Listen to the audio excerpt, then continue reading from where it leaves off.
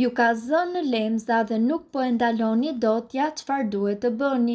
Të gjithë e dim 2 ilaçe të vjetra për lemzën, një gotuj apo mbajtja e frymës, mirë po ato nuk kanë sukses gjithmonë.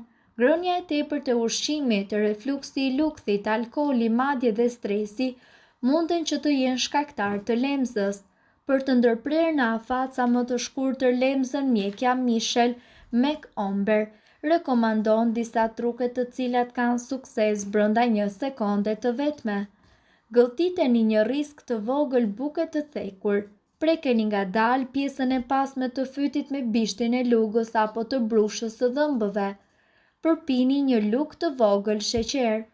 Çdo gjë që do bëni, bëjeni me kujdes dhe lemza juaj do të pushojë menjëherë, këshillon McOmber, por gjithmonë mbani në mend që këto informacione nuk kanë për qëllim të zëvendësojnë ilaçet e përshkruara nga mjeku.